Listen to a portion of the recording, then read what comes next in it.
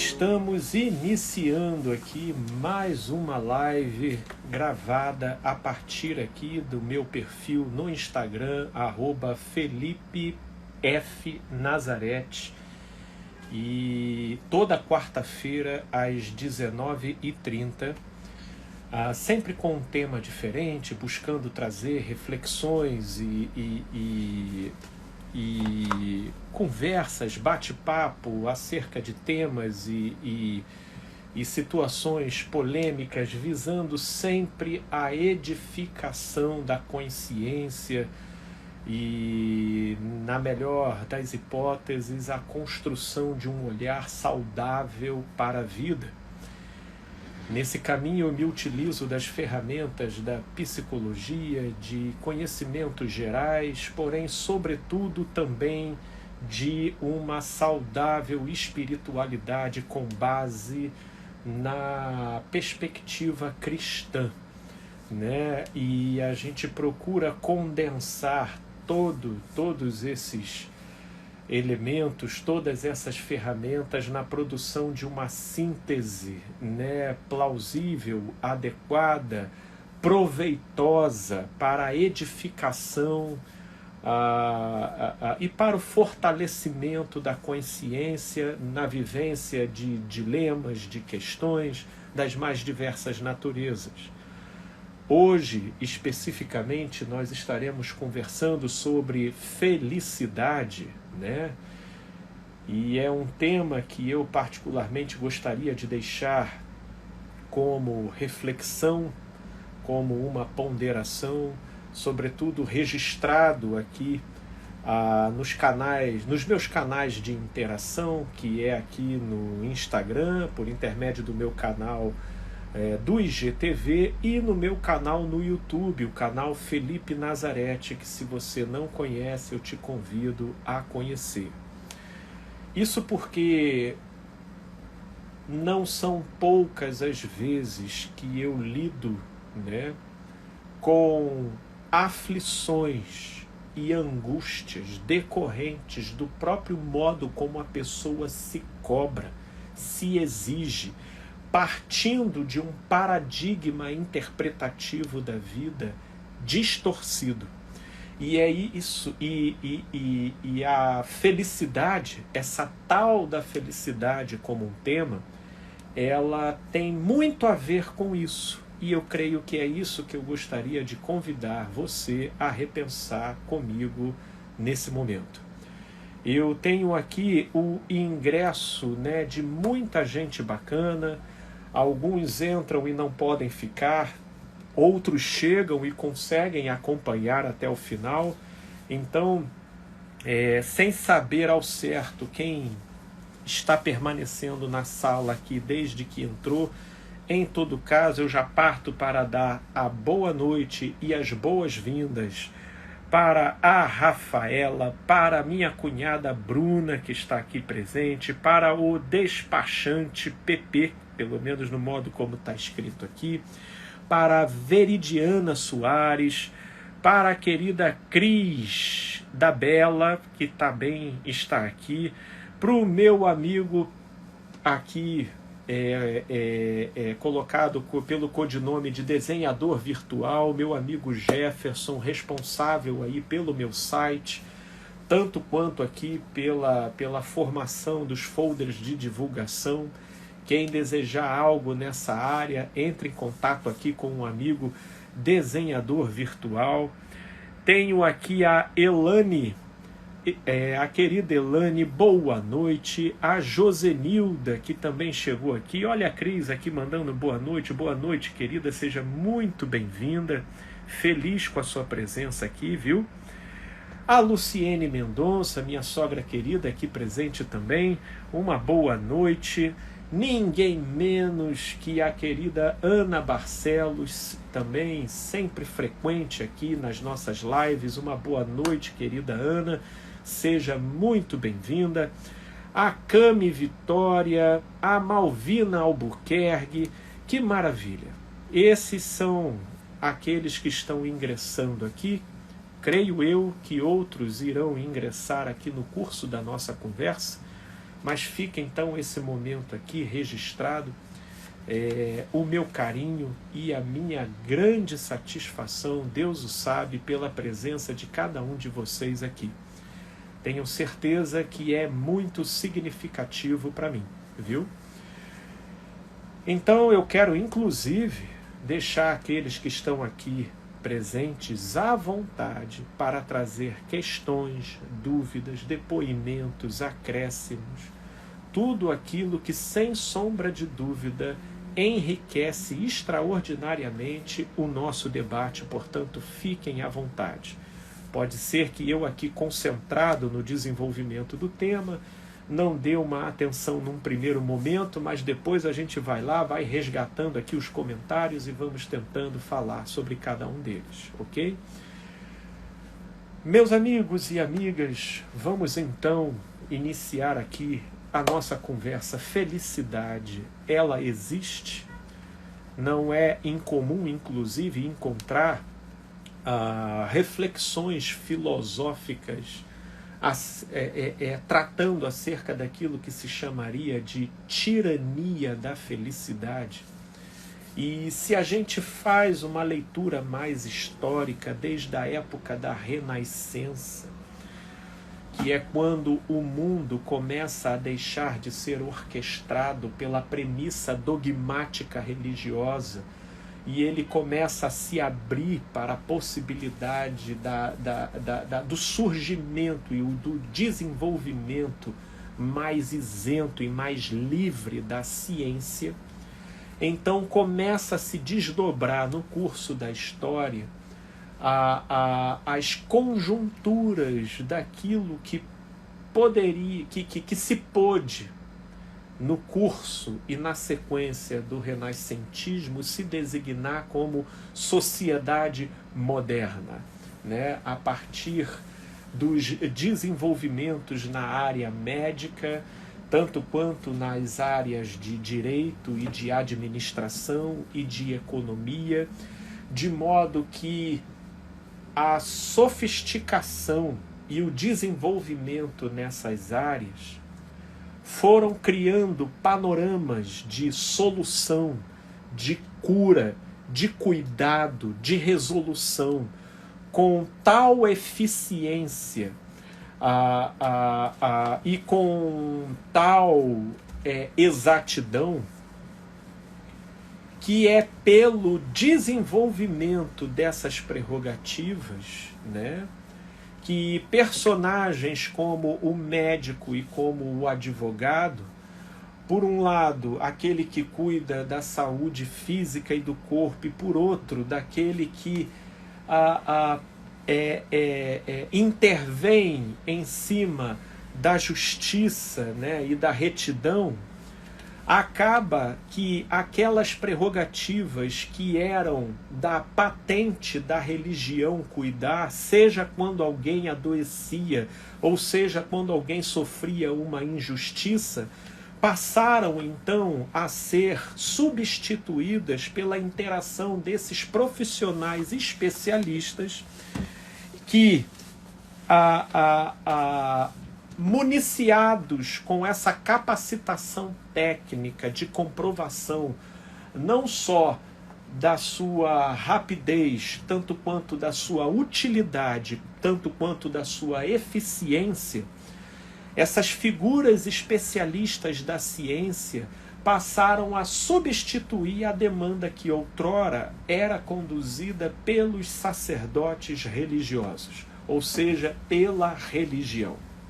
Portanto, começa-se nessa direção uma paulatina, porém progressiva e sistemática morte da espiritualidade e o direcionamento da expectativa das pessoas a título de se satisfazerem na sua completude pela via da horizontalidade das relações, né? Já não mais pela verticalidade das suas no trâmite, no tratamento das suas próprias questões.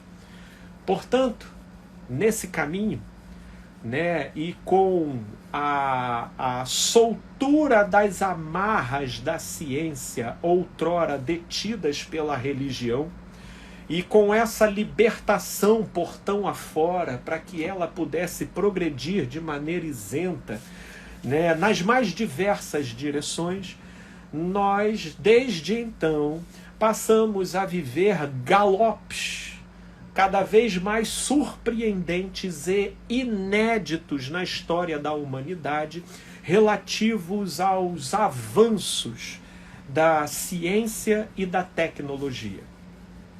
Sem sombra de dúvida que isso trouxe uma positividade muito grande nas considerações, um estado de ânimo, né? Um estado de ânimo exacerbado, uma empolgação eufórica, sobretudo com a figura do ser humano propriamente dito, agora sendo interpretado como alguém com capacidade de bancar de maneira autônoma a sua própria subsistência e, por que não, a sua própria existência aqui nessa vida. Logo, quanto mais superações se estabeleciam relativo aos mais diversos desafios da natureza e que outrora davam conta de criar tremendos comprometimentos de natureza individual, social, coletivos, o desenvolvimento nas mais variadas áreas da tecnologia e da ciência humana foram aprimorando, né? Trazendo maior conforto, trazendo maior eficiência, diminuindo taxa de mortalidade, criando um panorama de menor sofrimento em relação a determinadas vivências naturais da vida. Agora já não tem tanta morte de crianças, já não se morre tantas mães durante o parto. Existem mulheres, inclusive, que já não sentem dor alguma. A maioria delas já não sente dor alguma durante o parto. E todos esses avanços, e cada vez que se anuncia a superação de um determinado desafio imposto por uma dinâmica arbitrária da natureza, isso tudo vai aumentando esse sentimento de confiança no homem em relação a ele mesmo e, portanto, engravidando a mentalidade coletiva de uma determinada importância e de uma determinada ênfase que passa inevitavelmente a exercer influência sobre os indivíduos. E nessas mais variadas áreas onde a tecnologia e a ciência vai se desenvolvendo, talvez uma das ferramentas mais eficientes e tenazes na direção daquilo que influencia e que cria um canal direto de comunicação com a subjetividade dos indivíduos, seja a propaganda e o marketing, né? Isso porque no nosso modo social de se organizar e a vida laborativa vivendo em torno da busca pelo capital, né, de modo que você possa encontrar uma sustentabilidade mínima para você e para sua própria família, então a propaganda entra como uma ferramenta não só extraordinária, porém necessária para que você consiga cada vez mais ampliar o seu campo de interação e de mercado, logo a sua circulação de capital em torno daquilo que você trabalha, né? E isso começou desde divulgações no próprio gogó, passeando-se pelas ruas, depois até a publicação de panfletos, e depois pela criação do rádio via ondas sonoras, para depois o desenvolvimento da televisão e depois da internet, e agora a propaganda ela caminha de maneira tão ataviada com a gente que de uma certa forma ela é o termômetro daquilo que aponta as ênfases que mais sobrecarregam essa mentalidade coletiva. De modo que é dessas ênfases que a propaganda se vale para poder criar conteúdos que atraiam a atenção, conteúdos que sejam chamativos, né? Portanto, se tem uma das coisas que a propaganda extrai, né, da mentalidade coletiva relativo àquilo que foi sendo fomentado no curso do desenvolvimento da ciência e da tecnologia da Renascença para cá, é esse incurável otimismo e essa exacerbada confiança do homem em si mesmo e nas suas próprias ferramentas. Sendo assim, você vê comerciais criando enaltecimentos e utilizando palavras extremamente fortes para criarem associações com as suas próprias marcas, com os seus próprios produtos, né? Você vê você utilizando a palavra amor para poder falar sobre um determinado produto, você vê a palavra felicidade para se nomear um outro produto. Se você hoje for olhar até a natureza específica daquilo que outrora se via de uma forma, mas que agora está virando um produto para consumo, é uma quantidade imensa de cursos e de cursos de curta duração, de livros, de e-books, e todos eles carregando a ferramenta da propaganda e do marketing como forma de alavancar a visibilidade do seu produto. Então você tem propagandas que colocam, façam esse curso e tenha a sua vida transformada por ele. Leia esse livro e depois de você ler, você nunca mais será o mesmo. Então são colocações que são cada vez mais sofisticadas. E outrora, aquilo que era praticamente propriedade da religião, porque a religião era que se utilizava dessas colocações extremamente viscerais e que apontam para a ideia da possibilidade da vivência de uma plenitude aqui, nessa existência, elas agora estão sendo tomadas e usurpadas para serem direcionadas no sentido de fazerem propagandas, meu Deus, até de repente de um chá que você vai fazer, de uma dieta que você vai participar. Esses dias, inclusive, eu estava passando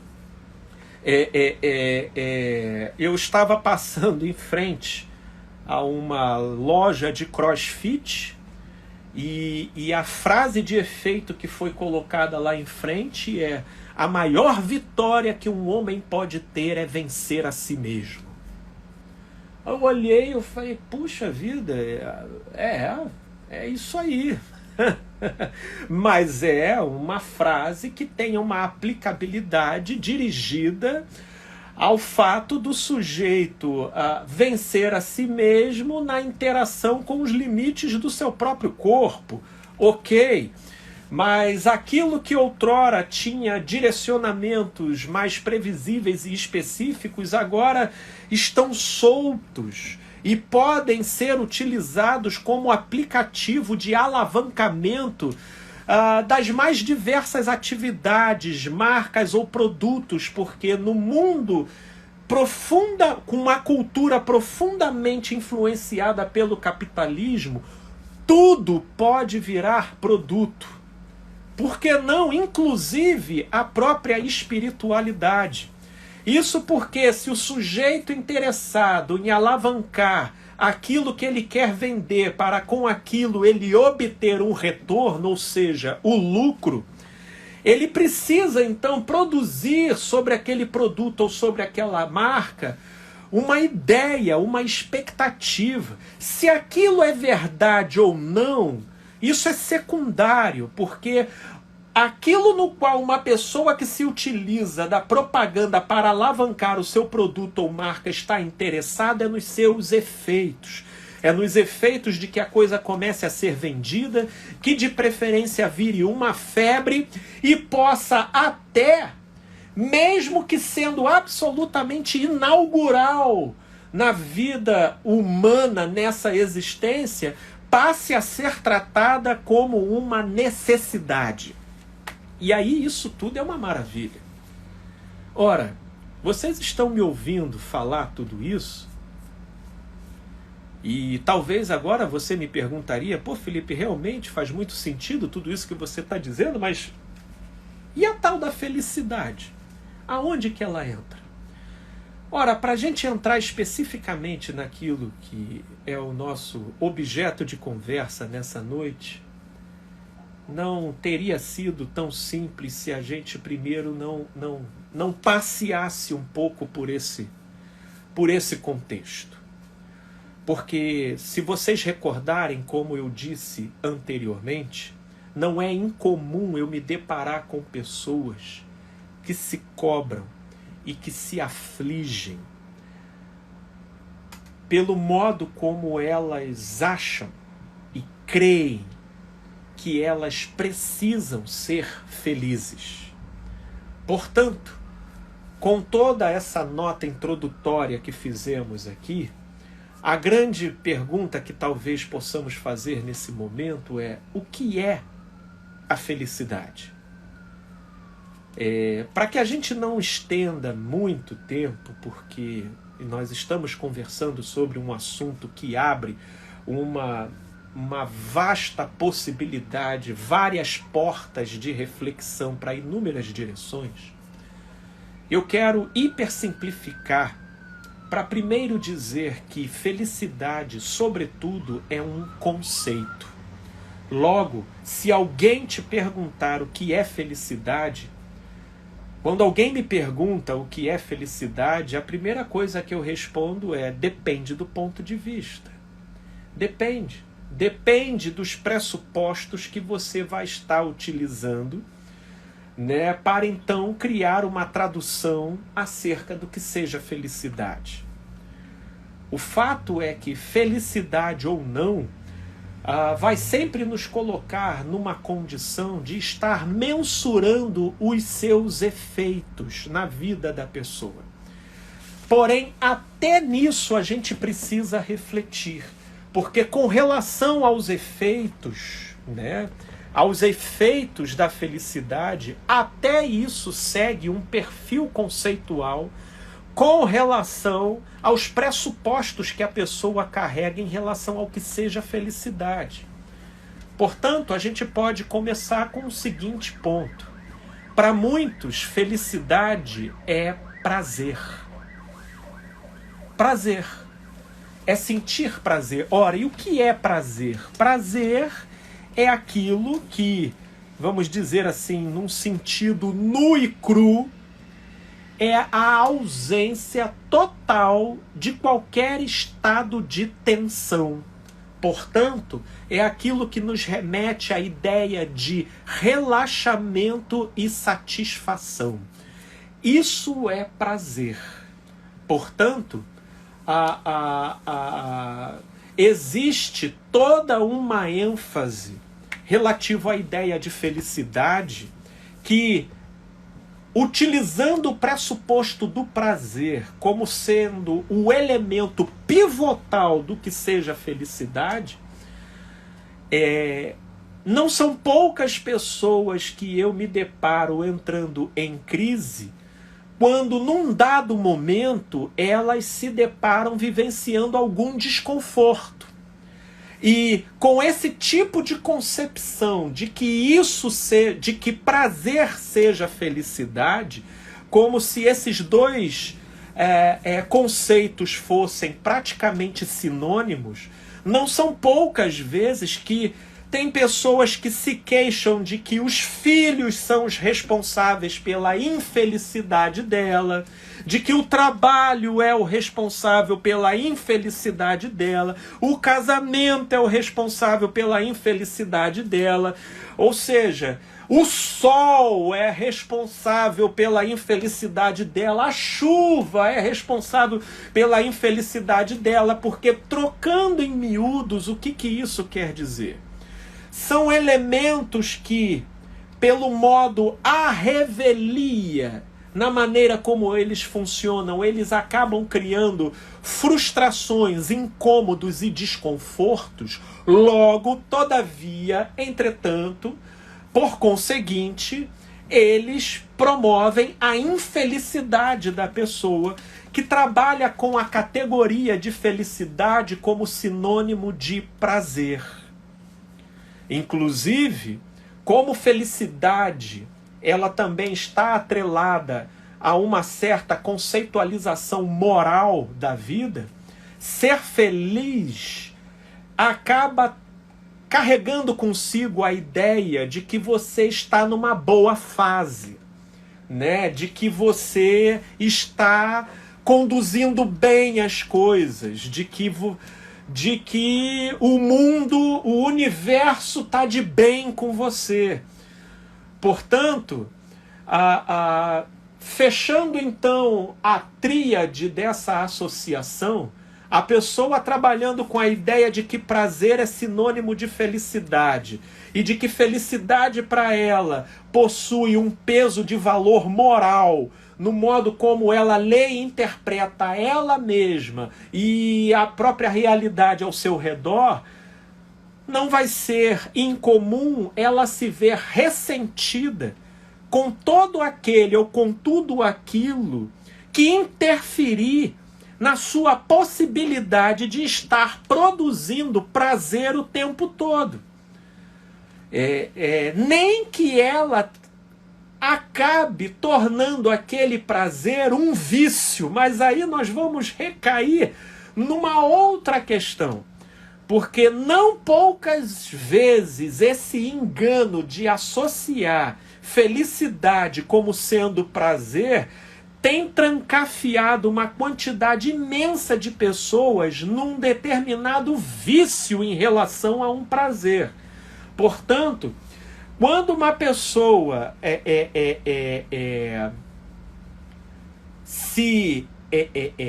lida com o prazer sob um critério moral de interpretação, em função da profunda associação que ela faz entre prazer e felicidade, e entendendo que ela tem que viver feliz para ela se entender sendo competente em relação àquilo que a vida espera dela, ela é uma pessoa que tenderá a fugir de todas as formas de incômodo e desconforto. Todavia, quanto menos ela entrar em contato com o desconforto e com o desprazer, mais ela não percebe que ela está fragilizando a alma dela. Fragilizando porque resiliência, resistência, tolerância, longanimidade não são coisas que se desenvolvem via dedo na tomada, né, minha gente? Não são coisas que se desenvolvem via feitiçaria. Não, isso se desenvolve via exposição, via treino, via a experiência de se lidar com o contraditório e o esforço de suportar o desconforto, onde, quando você sai lá do outro lado da travessia, dependendo do modo como você conduziu aquela resistência, você sai mais resiliente. Porém, uma alma e uma consciência que não se exercitam, nós estamos falando do sedentarismo do espírito, que cria então um estado total de hiperfragilização, que uma tristeza vira num galope só uma depressão. Uma depressão, que um luto já imobiliza uma pessoa numa cama.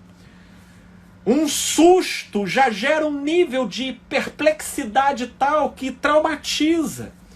Portanto, nós vamos vivendo numa geração de hiperfragilização das estruturas psíquicas, enquanto felicidade caminhar como um sinônimo de prazer. Porque na busca da pessoa viver alinhada com o ideal da felicidade, que é aquilo que esperam dela, enquanto uma pessoa competente, ela foge de todas as formas de desconforto e acaba se entregando e formando para si determinados vícios, porque pela ojeriza que ela forma acerca de qualquer manifestação de desconforto dentro dela. Uma outra associação muito frequente que é feito em relação à felicidade é o desejo. O desejo. Isso, inclusive, certamente patrocinado pela cultura da sociedade capitalista burguesa, que, pela via da propaganda, para alavancar o seu produto e a sua marca, passa a direcionar sobre aquilo que eles querem disseminar e vender e com aquilo lucrar, toda a construção de uma ideia que hiper-extrapola aquilo que aquela coisa que está sendo vendida realmente representa. Vocês podem ver, por exemplo, com a questão do carro. O carro, eu fico assim, até impressionado o modo como algumas pessoas lidam.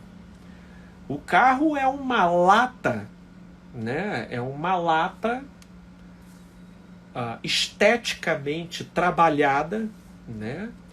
Composta por inúmeros metais ali, engenhosamente talhados e recortados e encaixados, de maneira geral a dizer uma lata que anda. É uma lata que anda, que freia, e cada vez mais estão adicionando adereços tecnológicos. Mas você já parou, por exemplo, para olhar uma propaganda de carro e as coisas que eles associam e as frases de efeito que eles criam?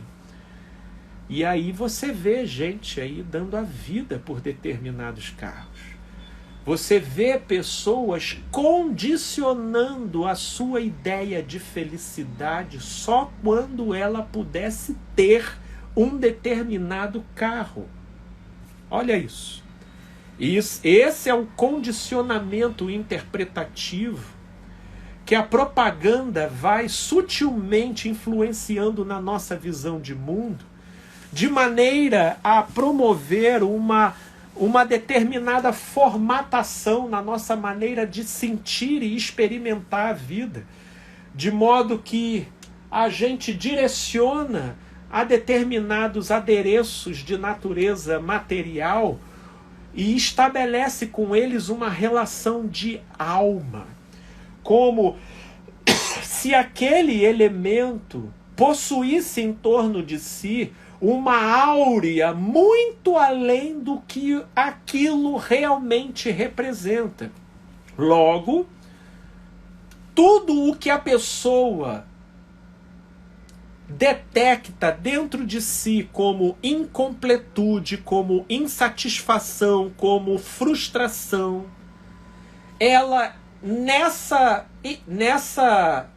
nesse paradigma interpretativo de associar felicidade com desejo, ela então direciona esse conjunto de elementos incômodos e desconfortáveis dentro de si para se conjugarem com a ideia de que ele só assim vive porque ele ainda não adquiriu aquele bem.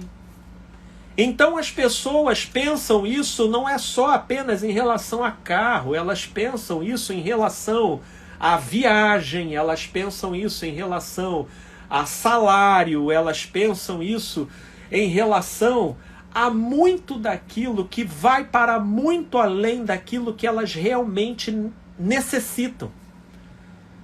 Eu não estou dizendo, né, que a realização das necessidades básicas elas não tenham uma certa ligação com um possível conceito de felicidade.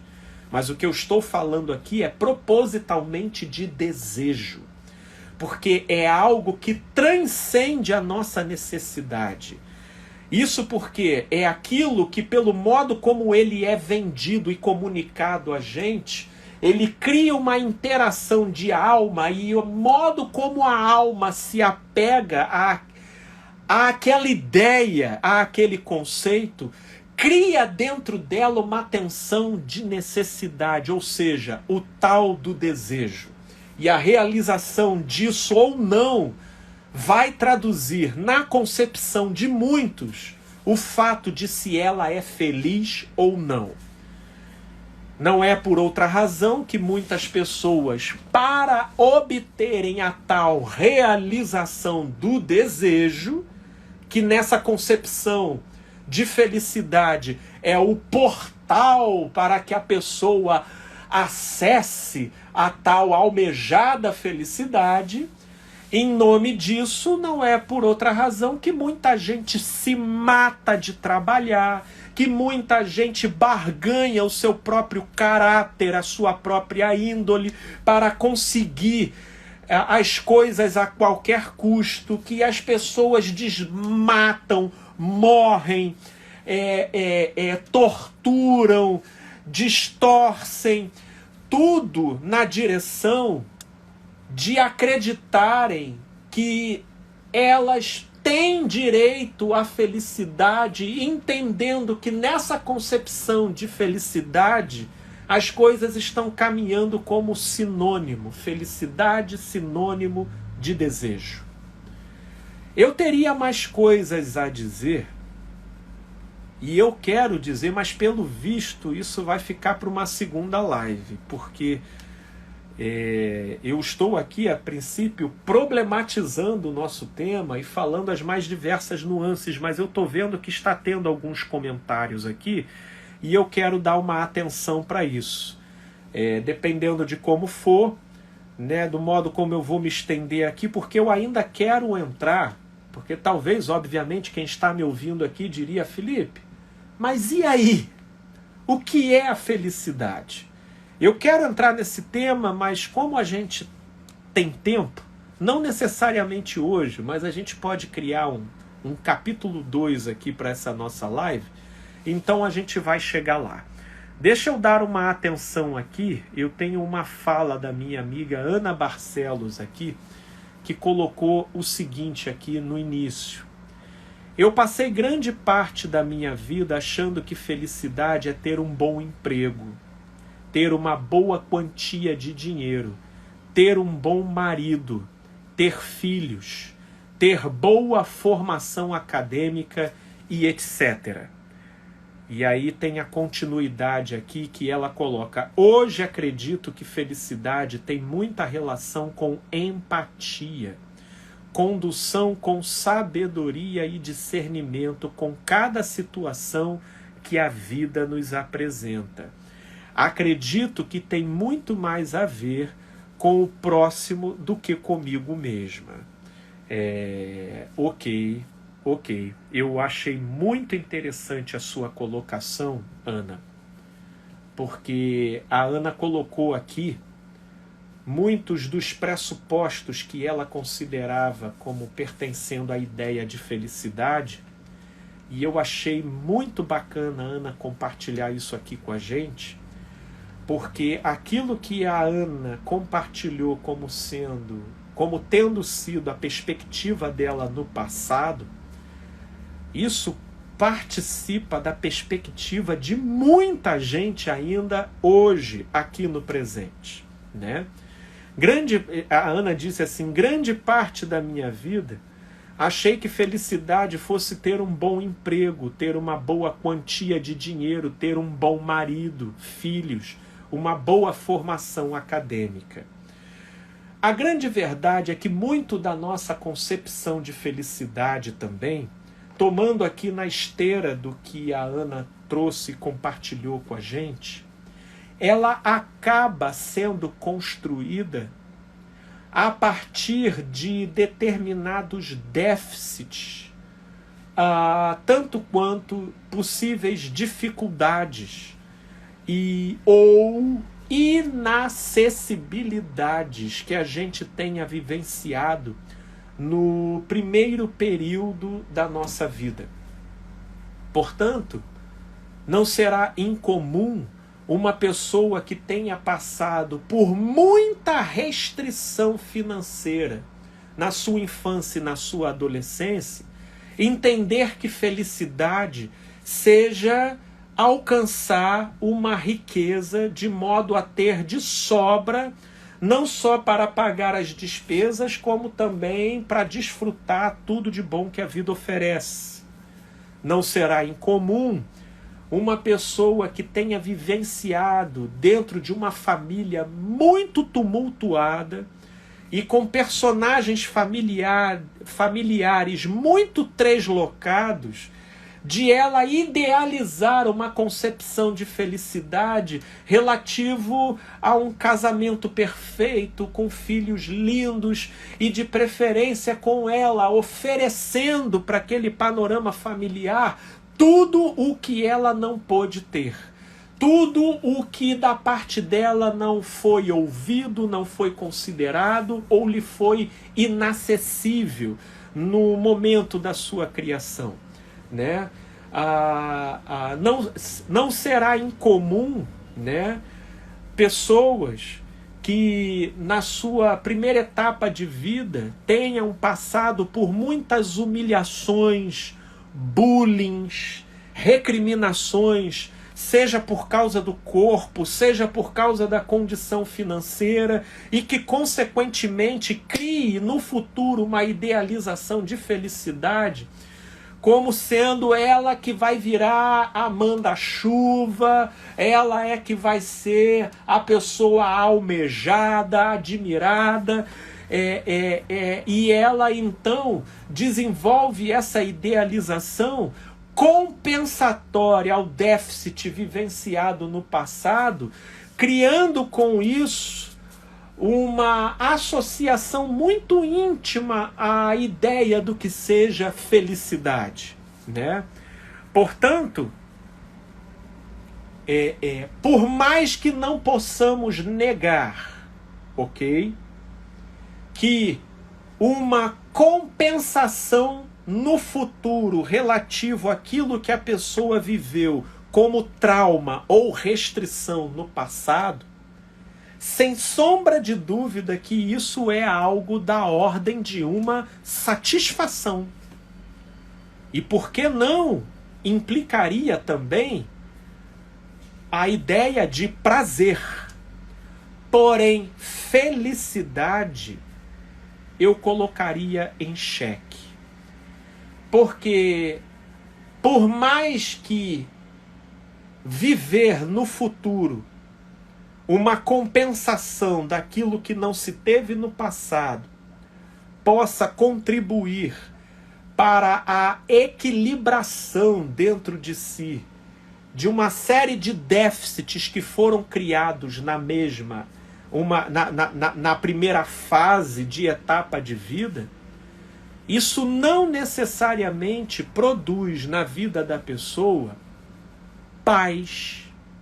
Isso não produz necessariamente na vida da pessoa contentamento, não produz nela uma maior isenção do medo,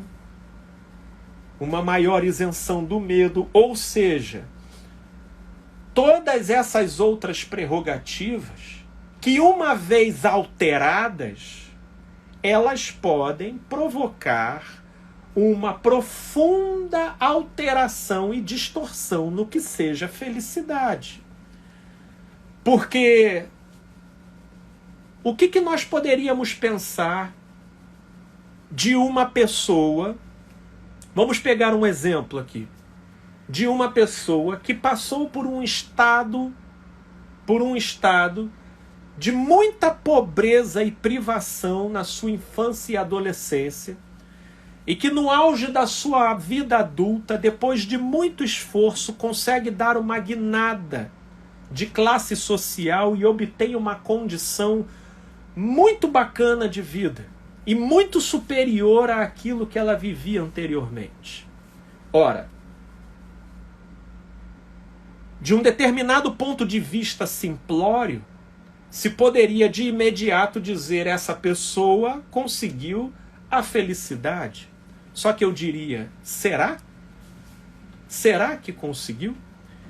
Porque talvez ela conseguiu aquilo que, de uma certa forma, cumpriu a função imediata de simular dentro dela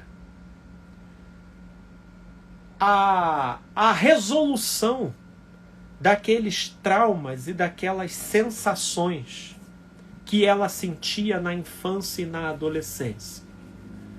Só que qualquer risco, qualquer ameaça ou qualquer sugestão que a própria vida forneça na direção de ameaçar ou de balançar aquele patrimônio ou aquela condição alcançada, pode vir a gerar nessa pessoa um estado de ansiedade tal que, por mais que ela esteja naquela etapa da vida vivendo uma condição totalmente diferente e do ponto de vista do conforto e do prazer muito superior ao que ela viveu anteriormente, mas é um tipo de pessoa que depois que conseguiu o que conseguiu, pelo trauma não elaborado daquilo que ela viveu no passado, vai ser uma pessoa que vai viver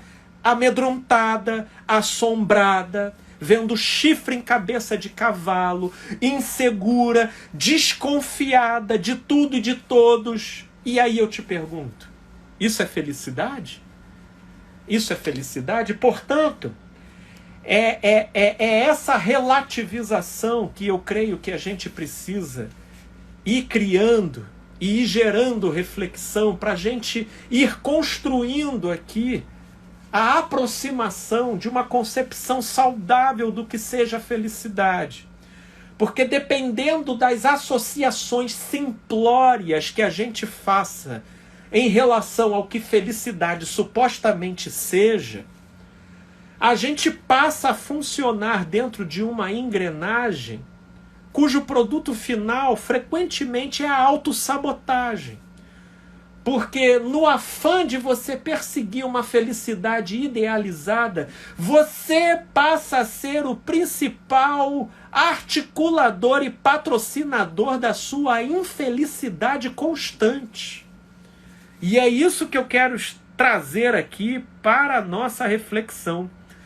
E aí o meu amigo Guto, ó, chegou aqui, ó, que maravilha, Guto, que bom ter a sua presença aqui. Uma boa noite, meu amigo. Chegou atrasado, mas chegou, e isso é bom. Fica à vontade. E a minha amiga Ana, ela coloca aqui uma coisa interessante também. Cadê? E a religião distorce muito o sentido da felicidade, fazendo com que você busque felicidade em coisas materiais. Ótima colocação, Ana, ótima colocação. Porque a grande verdade, vocês lembram aqui de um ligeiro pano de fundo histórico que eu estava dando com relação à tessitura mais íntima do conceito de felicidade que a gente carrega hoje na mentalidade coletiva, né? Com a ciência e a tecnologia usurpando o espaço que outrora era protagonizado pela religião, né? Onde foi sendo ofertado para as pessoas as soluções mais pragmáticas e concretas relativo às suas necessidades mais básicas em relação à saúde do corpo e em relação à justiça e à equidade da vida, onde outrora isso era remetido para a administração dos sacerdotes da igreja e posteriormente passou a ser gerido por médicos, advogados, psicólogos, cientistas, enfim. Com essa usurpação da ciência e da tecnologia do mercado que outrora era explorado e protagonizado pela religião, a religião então passa a se utilizar do instrumental da secularidade para tentar resgatar esse mercado para si.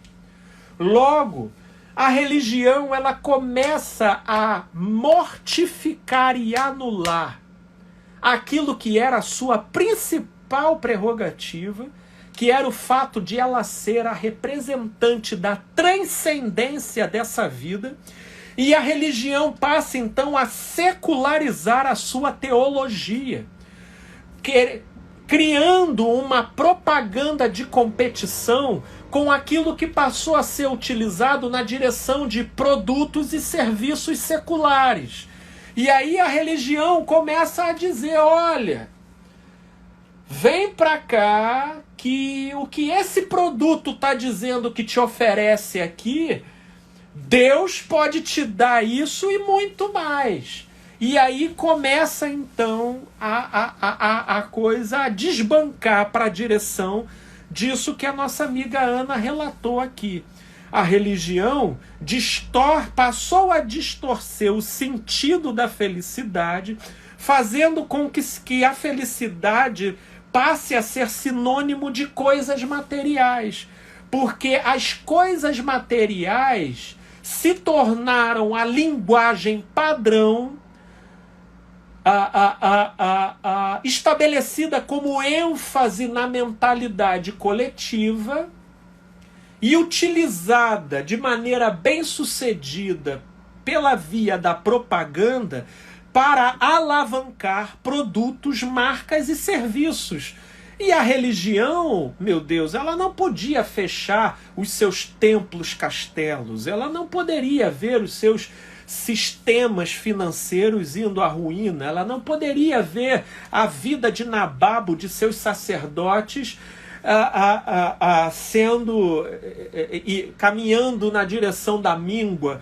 Então ela se deixa cooptar pela filosofia de mercado e ela passa então a estabelecer a sua ênfase de galardão, de benefício, de manifestação do poder de Deus como algo associado às satisfações imediatas nesse tempo presente.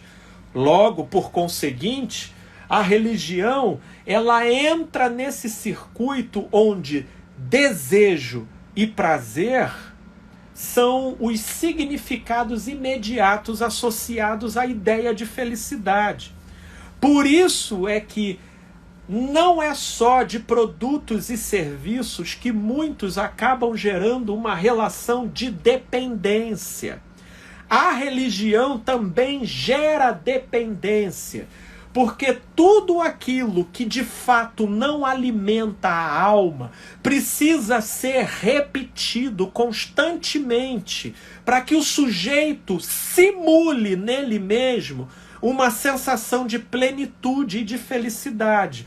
Porque se ele já não tiver acesso à realização daquela atividade ou da aquisição daquele produto, ele então é visitado pelo desconforto. E como o pressuposto da mentalidade coletiva é felicidade como sinônimo de prazer e realização de desejo, desfrutar de desconforto, sobretudo do ponto de vista da religião, é como se você estivesse vivendo em pecado. E é aí que a coisa fica tensa para quem vive assim. E é por isso que, nesse caso, frequentar a igreja vira uma espécie de cachaça. Não pode parar, porque só pela via da manutenção contínua daquela atividade que a pessoa consegue dar uma sustentação de sensação de pertencimento a algo maior. A maioria, se parar de ir, algumas delas até se deixarem de ir um final de semana sequer, elas são visitadas por sensações tremendas de estar desviado, que é esse o termo que se usa no contexto religioso. E esse termo, ele abre margens para muitos desconfortos e incômodos, como, por exemplo, pressupor a ideia de que você está absolutamente vulnerável ao ataque do inimigo e, portanto, isso produz medo, e o medo produz desconforto, logo você está diante da infelicidade, logo você está infeliz porque você não está indo à igreja, então você precisa retornar ao vício cachaça aí da igreja para restabelecer a sensação de felicidade. Portanto, tais conceitos como sinônimo de felicidade, e isso operando nas engrenagens da nossa subjetividade, são as portas escancaradas para a formação de toda sorte de vícios e dependências, sejam de ordem religiosa ou de ordem secular, seja na interação com o sagrado ou com coisas ou até com pessoas, né? E aí, vamos lá. O meu amigo Jefferson coloca aqui em relação a um iPhone recém-lançado. Eu creio que o meu amigo Jefferson tenha falado isso quando eu estava falando sobre carro, né? Pois é, inclusive uma das novas fofurinhas do mercado, onde se vende toda uma áurea mágica em torno dela, agora é o iPhone, consubstanciado pelo seu preço estratosférico, onde ali você vai estar pagando muito mais a áurea que é criada sobre aquele conjunto de parafusos e placas de plástico, né? Você vai estar pagando muito mais pela alma, pela áurea criada em torno do produto do que pelo produto em si, né? E aí o meu amigo aqui, André, querido André, ele coloca aqui, uma boa noite, André, e muito obrigado aqui pela sua participação. Felicidade verdadeira passaria pela desconexão da opinião alheia, dos padrões da sociedade, das mídias, dos familiares, e decidir viver a própria vida sem estas influências, né? André, você fez você trouxe uma questão extraordinária, muito bacana. Eu diria para você o seguinte, André, de uma certa forma, sim. Inclusive, essa sua questão, ela perfaz uma nota introdutória perfeita para essa parte aqui da nossa reflexão, que eu acabei não conseguindo entrar. Mas pelo nosso tempo já decorrido e extrapolado, porque a ideia é a gente passar pelo menos 60 minutinhos aqui conversando, até para não ser algo muito sacrificante para quem tão gentilmente aqui acompanha a nossa live, eu vou precisar terminar hoje. Porém, todavia, entretanto, meu amigo Jefferson aí presente já pode anotar esse mesmo tema como sendo parte 2 para quarta-feira que vem. E aí, meu amigo André, eu te peço de coração, se você tiver oportunidade, venha na semana que vem, na próxima quarta, às 19h30. Se você não puder, o vídeo vai ficar gravado aqui nas minhas redes e você pode assistir, porque a sua nota, inclusive, será uma nota introdutória para a gente começar a construir juntos aqui uma concepção saudável da seguinte questão: afinal, o que é a felicidade? Né? Mas a gente não poderia chegar a essa construção e a essa reflexão sem primeiro problematizar, né, os muitos enganos e as concepções falaciosas daquilo que se busca passar como felicidade, mas cujos efeitos práticos e de longo prazo na vida transparecem ser tudo menos felicidade.